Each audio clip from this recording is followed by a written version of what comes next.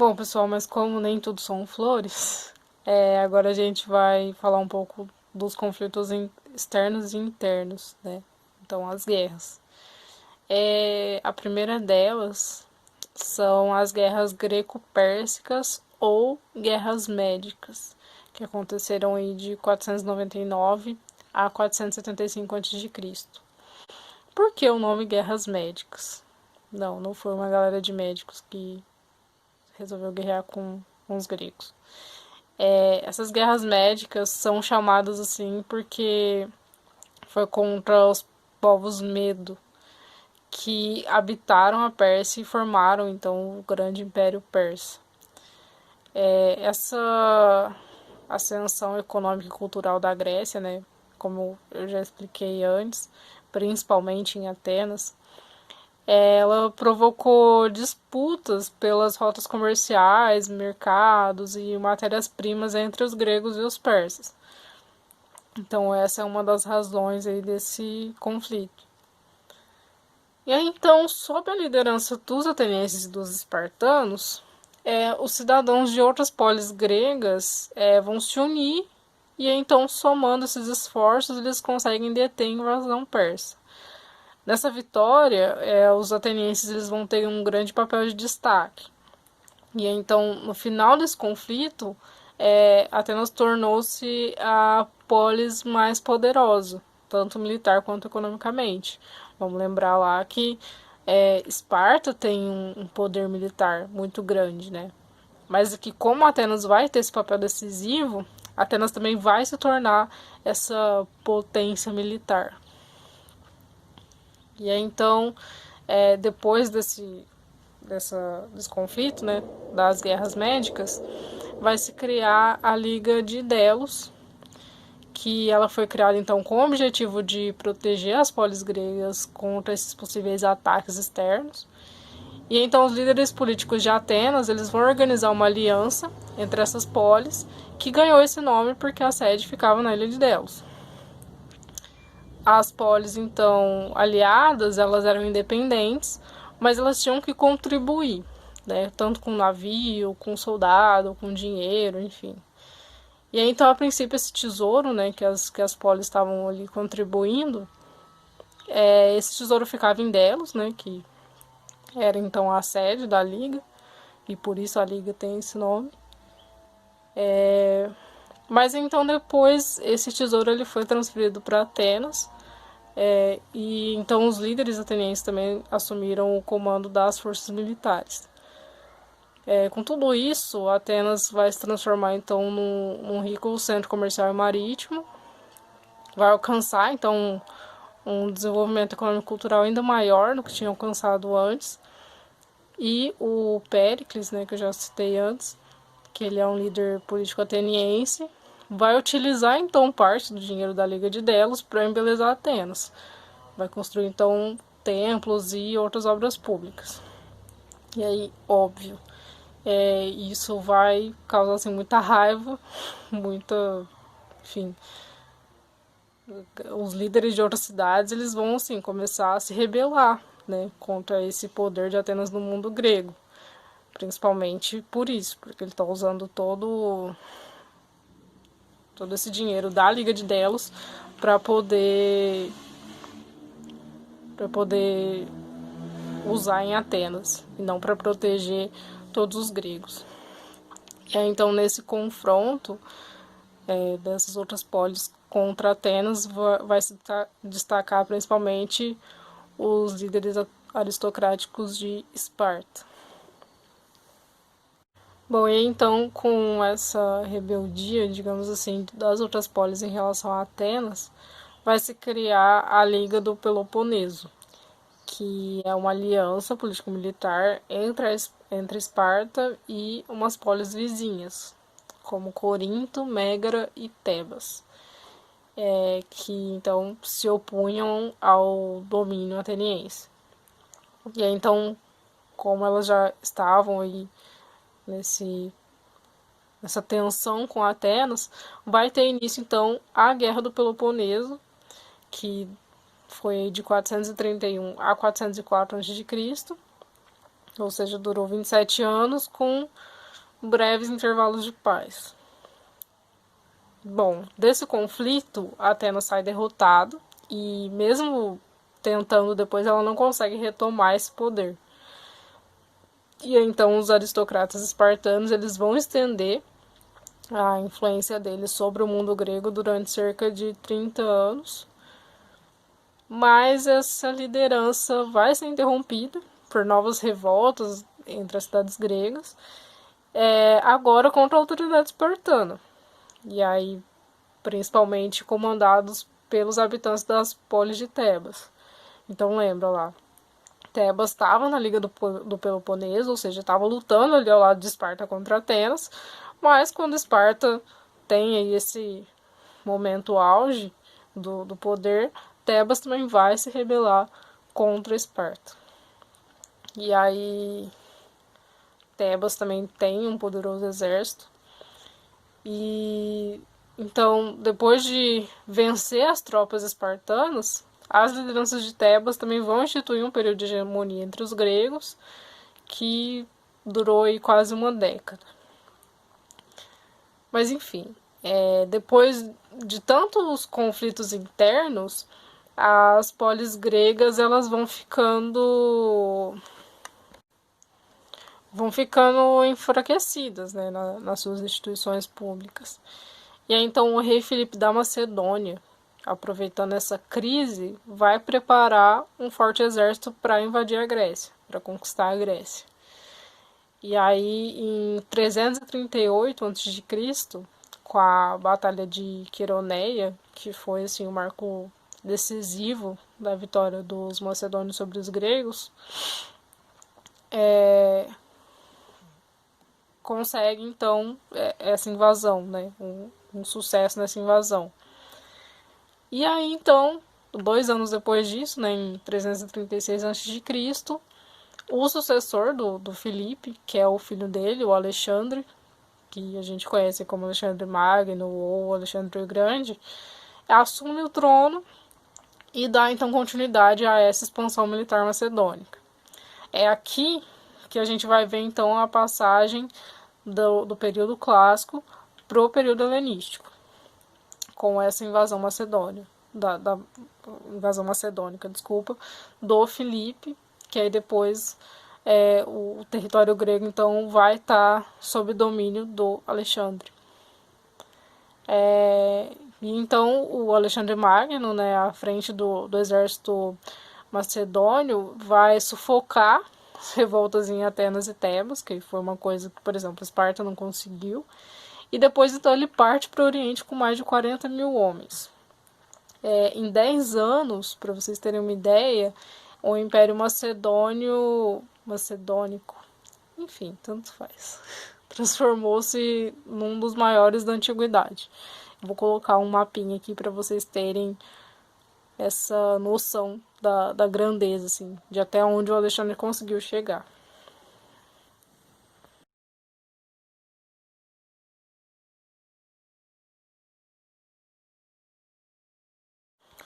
Bom, então, mesmo com esse grande potencial expansionista, o Alexandre não vai conseguir organizar um governo estável para administrar todo esse território.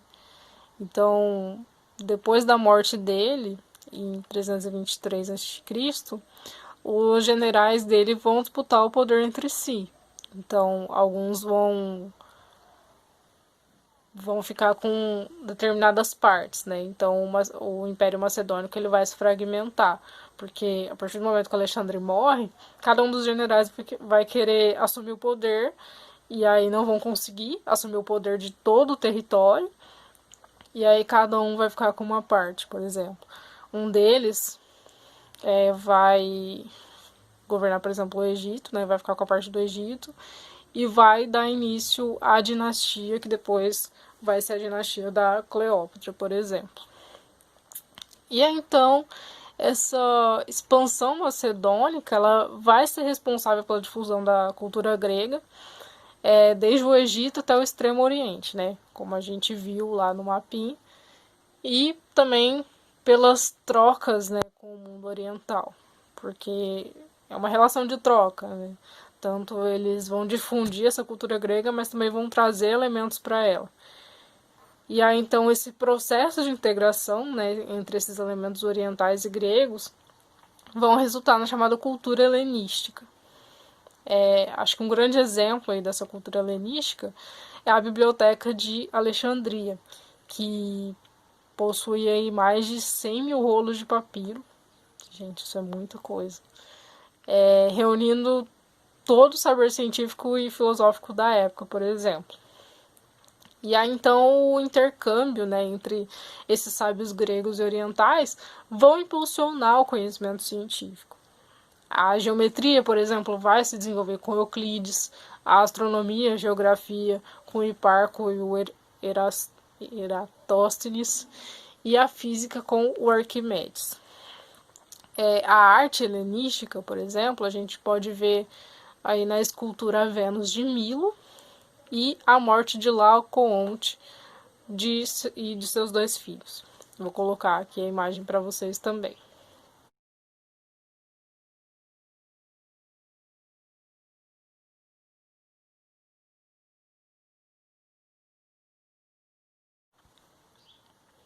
E aí, por exemplo, na arquitetura, né, o farol de Alexandria e o Colosso de Rhodes vão demonstrar o estilo monumental, né, influenciado pelo Oriente nessas construções gregas, aliás, nessas construções helenísticas, né, porque aqui, por mais que seja grego, como tem essa troca muito grande com o Oriente, a gente vai chamar então de cultura helenística, como eu disse anteriormente.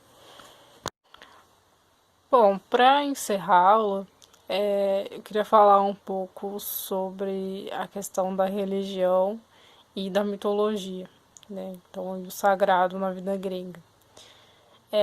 Sobre a religião, não tem um conjunto de dogmas escritos, como a gente tem, por exemplo, no cristianismo, né? Tem vários livros que no caso, tipo, a Bíblia, que permite essa difusão de um modo escrito. Então, por exemplo, a religião grega vai ser uma religião que é transmitida oralmente. E aí, 2 características também dessa religião vão ser o politeísmo, ou seja, eles cultuam aí vários deuses, e o antropomorfismo.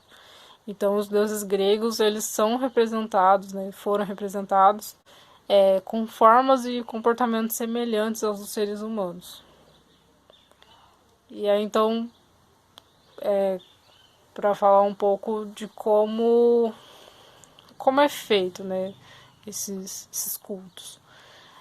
Os cultos, eles são feitos, por exemplo, através das orações e os sacrifícios de animais. Esses 2 eram elementos bem importantes, né, nos cultos destinados principalmente para obter benefício e proteção dos deuses. Esses cultos, eles geralmente eram conduzidos por sacerdotes que conheciam então os ritos religiosos próprios de cada divindade. Por exemplo, todo mundo conhece um pouco sobre mitologia, né, grega e romana, ou seja, qual que é o deus da agricultura, enfim, essas coisas. Então, cada sacerdote vai saber aí quais sacrifícios, por exemplo, quais são as demandas de cada deus, digamos assim. E aí, então, além dos cultos, tem o oráculo, né? Os gregos, eles acreditavam que os deuses se comunicavam com seres humanos. Então, o oráculo consistia em responder a umas consultas sobre o passado, o presente e o futuro por meio desses sacerdotes considerados capazes de transmitir a mensagem dos deuses. Bom, como eu falei no começo, eu chamei de religião e mitologia. Sempre que a gente fala de mitologia, é um pouco complicado, porque você chamar uma religião de mitologia é como se você estivesse dizendo que aquilo é pura crendice, sabe? Ou como se você estivesse diminuindo a crença, digamos assim. É claro, cada um tem a sua crença, cada um tem a sua religião, ou não. Tipo, algumas pessoas não têm uma religião específica, mas de certa forma todos temos alguma crença. Até o não crer em nada é um tipo de crença. Enfim. Então, sempre que você coloca uma religião como uma mitologia, é como se você estivesse menosprezando ela. E, claro, ninguém gostaria disso, né? De ter a sua religião menosprezada. Então, aí, mitologia, né? Primeiro, o que é mito? Mito vai ter diversos sentidos. Pode significar uma ideia falsa, uma crença exagerada em alguém, né? Enfim. Ou ainda alguma coisa não comprovada, que não seja real, ou supersticiosa. Quando a gente fala em mito, no contexto dos gregos antigos, a gente está se referindo aos relatos da tradição oral daquele povo, que utilizava então elementos simbólicos para explicar a realidade e dar sentido à vida. As lendas, então, por exemplo, narradas pelos mitos, são ricas, são muito ricas em símbolos, imagens, e vão aí propor reflexões sobre os homens e sua condição no mundo. Por exemplo, quando vocês forem estudar filosofia, um dos primeiros debates é justamente isso, né, da mitologia e da filosofia, porque é justamente essa observação, né, e essa criação de narrativas a partir de símbolos, etc., e essas reflexões, né, que eu falei sobre os homens e a sua condição no mundo, é tanto a base da mitologia, né, dos mitos, quanto depois da filosofia. Ou mesmo que isso, enfim, implique numa negação, mesmo que a filosofia implique depois numa negação disso, ainda assim é esse movimento que vai gerar depois as discussões filosóficas. Bom, então é isso, né? A mitologia dos gregos era a forma deles de cultuar a sua religião. E essa religião, então, tinha uma influência muito grande no cotidiano desse povo. Por exemplo, na história narrada pelo Homero, em que os gregos e troianos disputavam o poder, ou seja, a chamada Guerra de Troia, o conflito teria sido completamente diferente se não fosse a intervenção dos deuses. Isso não quer dizer que a gente precisa acreditar nisso ou cultuar os deuses antigos, né? Isso quer dizer que deveria, então, compreendê-los, assim como a gente deve compreender os deuses de outras pessoas hoje para respeitar todos, né? Então, para os gregos, tinha uma relação, né, como eu já falei, entre deuses e humanos que hoje a gente não presencia. Por exemplo, a influência de Zeus, que, sei lá, influenciava no clima, que hoje a gente considera comum. Por exemplo, eles acreditavam que trovoadas e relâmpagos eram parte da ira dos Zeus. Enfim, como eu falei, pode ser caracterizada como uma religião politeísta por conta dos rituais, como os sacrifícios, as orações e os sacerdotes. Tudo isso era muito comum, né, na religião antiga grega. Então, por isso é um pouco complicado a gente falar mitologia, chamar tudo isso de mitologia, né? Bom, pessoal, então é isso. Espero que tenham gostado aí das nossas duas partes da aula sobre Grécia Antiga. Qualquer pergunta, qualquer questão, enfim, qualquer apontamento, só me procurar aí. Nas próximas aulas, né, a gente vai falar aí sobre Roma, enfim. Mas enfim, é isso. Espero que tenham gostado e deixem aí seu like e até mais ver.